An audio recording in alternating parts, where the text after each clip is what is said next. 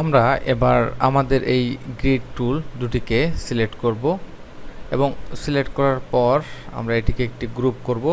সবগুলোকে সিলেক্ট করে আমরা এখান থেকে অবজেক্ট এবং এখান থেকে আমরা গ্রুপ করব। আস্তে আস্তে আমরা সব কিছু জানবো, যেমন কেন গ্রুপ করার দরকার, কারণ আমাদের এই সংখ্যা এবং বোর্ডটি যেন পরিবর্তন না হয়ে যায়, সেজন্য আমরা একটি গ্রুপ করে রাখলাম। যেহেতু একটি সিঙ্গেল অবজেক্ট, একে আর গ্রুপ করার দরকার নেই। এখানে আমরা দুটি আর্টবোর্ডেই কাজ করেছি। কেন আর্টবোর্ড দরকার হয় এটিও আমাদের একটি কারণ, যে আর্টবোর্ড হয়তো আমাদের এজন্য দরকার হয় যে একসাথে বহুল সংখ্যক কাজ করা দরকার, কিন্তু বারবার ফাইল ওপেন করা বা ট্যাব চেঞ্জ করা আমাদের দ্বারা সম্ভব না।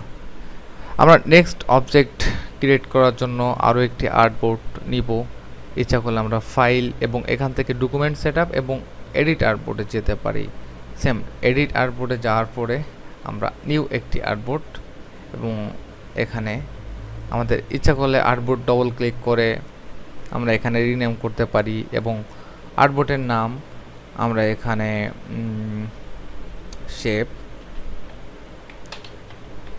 টুল, এবং প্রথম যে আর্টবোর্ডটি রয়েছে এটি আমাদের লাইন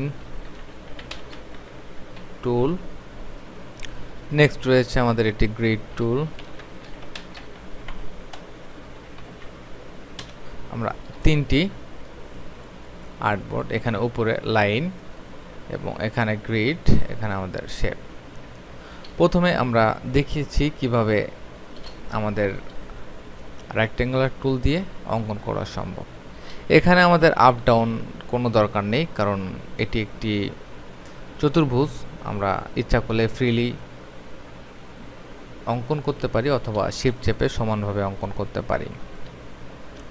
নেক্সট আমরা এখান থেকে রাউন্ডেড রেক্ট্যাঙ্গেল টুল, এটি একটি মজার টুল।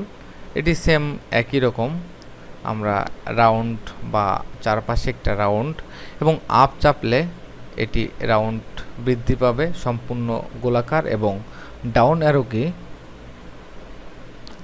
অ্যারোকির মাধ্যমে আমরা সম্পূর্ণ একটি রেক্ট্যাঙ্গেল টুলে পরিণত করতে পারবো, এটি রাউন্ড ছাড়াই। তো আমাদের যতটুকু দরকার আপ ডাউন করে আমরা এভাবে আমাদের রাউন্ড করতে পারবো, এবং শিফট চেপে আমাদের নির্দিষ্ট পরিমাপে আমরা আমাদের রেক্ট্যাঙ্গেল তৈরি করতে পারবো। নেক্সট আমাদের যে টুলটি রয়েছে সেটি আমাদের ইলিপস টুল, এবং ইলিপস টুলও ডিফল্ট আমরা শিফট চেপে ইচ্ছা মতো করে, এখানে কোনো আমাদের থার্ড পার্টি আপ ডাউনের লেফট রাইটের কোনো দরকার নেই, কারণ এটি আমাদের বেসিক টুল, এটির কোনো থার্ড পার্টি অপশন থাকবে না। মনে রাখতে হবে অ্যাডোব ইলাস্ট্রেটরে কোনো অবজেক্ট ক্রিয়েট করতে হলে যদি সেটি অতিরিক্ত কোণ বিশিষ্ট হয়, যেমন পলিগন টুল, এখানে আমরা যখন পলিগন টুলে কাজ করব তখন অবশ্যই আমরা এটিকে ডাউন করে একটি ত্রিভুজ করতে পারবো। আমরা শিফট চেপে সমানভাবে একটি ত্রিভুজ। তো জ্যামিতিক সিস্টেমে আমরা চলে গেলাম, যে এটি আমাদের ত্রিভুজ, চতুর্ভুজ, এবং এটা রাউন্ডেড চতুর্ভুজ, এটি আমাদের বৃত্ত। তো আমরা এখন এই পলিগন টুলের মাধ্যমে আমরা ইচ্ছা করলে ত্রিভুজ থেকে চতুর্ভুজও করতে পারি। যেমন পলিগন টুল আমরা যখন ড্র করব তখন আমরা টেনে নিয়ে আপ চাপলে চারটি কোণ আসবে, এবং এটি একটি চতুর্ভুজ করা সম্ভব। অনেকভাবে আমরা অবজেক্ট ক্রিয়েট করতে পারি। নেক্সট আমরা আরও বেশি যদি আপ চাপি তাহলে এটি আমাদের অনেকগুলা কোণ হবে, এবং আমরা অনেক বেশি চাপলে ঘনত্ব যখন বাড়বে তখন এটি সম্পূর্ণ একটি বৃত্তই পরিণত হবে। তো আমরা এভাবে বাড়িয়ে নিতে পারি ইচ্ছামতো। মনে করুন আমাদের তিনটি কোণ রয়েছে, 4টি, 5টি, 6টি, 7টি, 8টি এবং 9টি কোণ বিশিষ্ট আমরা সিমিলার একটা বৃত্তর মতোই তৈরি করলাম। নেক্সট আমাদের রয়েছে স্টার টুল। স্টার টুলও সেম, আমাদের এখানে নর্মাল অবস্থায় 5 স্টার, এবং এটি আমাদের 6 স্টার, চারপাশে 6টি কোণ থাকবে। তারপর আমরা ইচ্ছা করলে এটিকে অনেক বাড়াতে পারবো, ইচ্ছা করলে কমিয়ে আমরা সর্বোচ্চ 4টি এবং তিনটির নিচে এটি আর সম্ভব না, আমাদের এটি 5টি, এখানে আমাদের 5 স্টার যেটাকে বলা হয়, আমরা একটি স্টার তৈরি করতে পারলাম।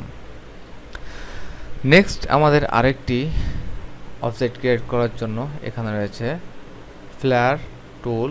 এটিকে আমরা অনেক সময় লেন্স ফ্লেয়ার বলতে পারি। এটির মাধ্যমে আমরা একটি ফ্লেয়ার ক্রিয়েট করতে পারি। এটিরও রয়েছে আপ এবং ডাউন, আমাদের ভ্যালু অনুপাতে আমরা আমাদের লেন্সটিকে ক্রিয়েট করতে পারি। এখানে আমরা দেখতে পাচ্ছি আমাদের কালার, এবং এখানে কোনো কালার সিলেক্ট হবে না, কারণ এখানে আমাদের ফ্লেয়ার টুলটি অটোমেটিকলি একটি ডাইনামিক কালার জেনারেট করে, এবং এখানে আমাদের দেখতে পাচ্ছি অপাসিটি ভ্যালু 100%। তো আমরা দেখলাম কিভাবে বিভিন্ন উপায়ে শেপ বা অবজেক্ট ক্রিয়েট করা সম্ভব। ধন্যবাদ।